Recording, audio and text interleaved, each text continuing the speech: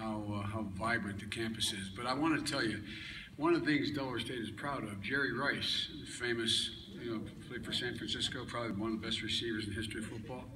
He went to Del State, and everybody, all these kids that recruited, they say, well, if Rice went there, why can't I do that?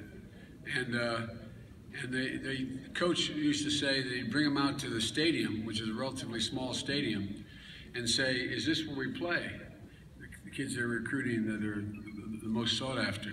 And they'd say, no, this is just our practice field. And then you walk them over to take a look at Dover Downs, which holds 120,000 people. It's a racetrack.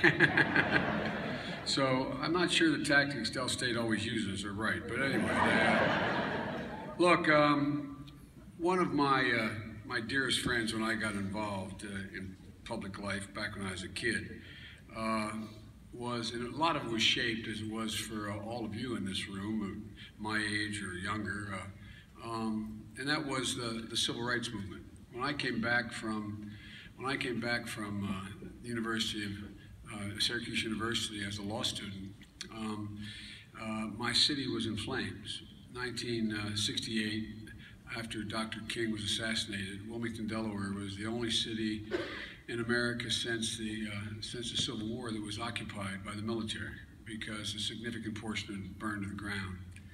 There was an incredible man who came along and became one of my 4 or 5 mentors. He was a Buffalo soldier. His name was Jim Gilliam, and Jim went to Morgan State, and Jim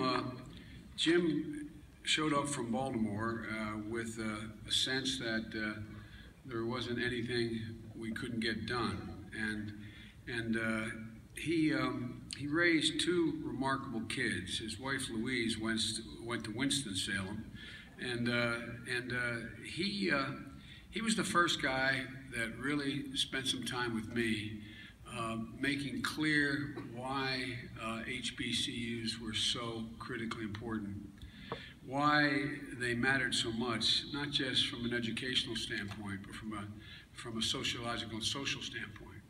Why it was an incredible path. His young son Jim, was accepted at any university in America could have gone to, all the Ivy League schools, and he chose to go to Morgan like his dad before he went off to Columbia Law School.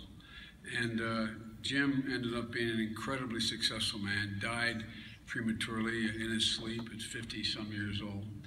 And Jim, by the way, the concert hall at Morgan State, his name was donated by young Jim in the name of his mom and dad. The reason I bother to bring this up is that one of the things that I think is so important about what you're doing in this meeting and meeting regularly is an awful lot of Americans they have no animus, they have no, they actually have no view one way or another of universities and categorize them, or HBCUs. And they don't realize the incredibly significant role you play well beyond educating your students. Jim Gilliam was a good man who understood the promise of higher education and the purpose of HBCUs. It was more than just academics, leadership. It built confidence and pride and imbued a sense of what you all do, I think, more than anything else, is imbue a sense of possibilities.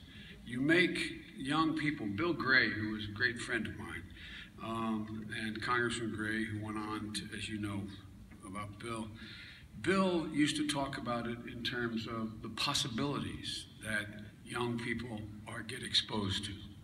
And I know of no other avenue out of the rural South or the inner city for African Americans that offers more possibilities, more sense of there's anything, I can do anything, and get nurtured along the way and not lose people along the way. You never leave anybody behind. You don't, no, I'm serious. I sincerely mean this. You have high academic standards, but what I observe is it's almost what is built into at least all the many HBCUs campuses I've been on and people I've gotten to know, is this sense that you educate but you mentor the whole time. You constantly embrace these young women and men because there's not a single solitary child in America given an opportunity that doesn't have the capacity to do great things. But part of it is just being exposed, just simply being exposed. And so, folks, from my perspective, that's what you've always been about. Before HBCUs were founded after the Civil War, African Americans had to learn to read and write in secret in much of the South. But when the war ended and slavery ended, the 13th, 14th, 15th Amendments were enshrined in the Constitution. And HBCUs were established to break down not only institutional barriers, but in my view, to let the community know, you can do this too. You can do this too. You know, you all became the salvation for newly freed people, teaching skills and trades, cultivating leaders in arts and sciences, empowering generations of African Americans with a grounding of their own history and heritage, and the reason why there's reason for such enormous pride. Throughout the Civil Rights era, when fire hoses and police dogs and billy clubs were used to maintain segregation, you, the HBCUs, were practically the only place black students could get a college education. And over 150 years, for over 150, HBCUs have helped build the black middle class. Another thing that people, you fully understand because you're all members of it and you made it, is how large and how vibrant and how consequential the black middle class is in America. But how many people are left out? How many people, black and white, are being left behind? You train doctors, educators, judges, lawyers, entrepreneurs, business leaders. You helped build the middle class that made the country the greatest superpower in the history of the world. And of course, that prosperity hasn't always been shared fairly. Vestiges of slavery and Jim Crow and segregation and have maintained systematic barriers. My daughter, who runs the largest not-for-profit in the state of Delaware, trying to place people getting out of jail into jobs, the Delaware Center for Justice. She talks about, she insists that I should say more, and I don't enough. She talks about, Dad, don't pretend there's not still institutional bigotry in this country. In education, healthcare, criminal justice, access to good jobs and fair wages. On top of that, there used to be a basic bargain that is broken down for all Americans. Many black Americans never got a chance to participate in the bargain, but it broke down for all Americans. And that was, the basic bargain used to exist in America, that if you contributed to the success of the enterprise you worked with, you got to share in the benefits that flowed from that productivity.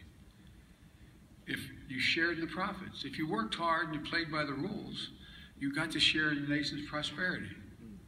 That bargain wasn't available to everyone, particularly many African Americans, as now it's not available to a significant number of all Americans. Over the last several decades, economic policies have clobbered too many working and middle class families, particularly African American families. And too many have been left out of the deal. Since 1979, the wages of the top 1% have grown almost 140%. The wages of the bottom 9%, 90% I should say, have grown only 15%. The President and I have made some tough decisions to try to begin to rebuild that bargain and an economy that works for everyone. And we've made some real progress. Over the past 6.5 years, we've gone from crisis to recovery to the cusp of resurgence. But we know there's a lot more work to do to make that resurgence available to everyone. We need to address some of the economy's most serious challenges: wage stagnation, income inequity, While unemployment rate for African Americans has dropped by more than 7 percentage points since the height of the recession, it is still double the unemployment rate of the rest of the country. And over the last 30 years, African Americans have faced even a greater wage stagnation than the rest of the country. But this bargain has to be restored. And people who were once left out need to be brought in. And one of the most important ways to accomplish this is to make sure we have the best educated, most skilled workforce in the world. And that's where you come in. That's where you come in.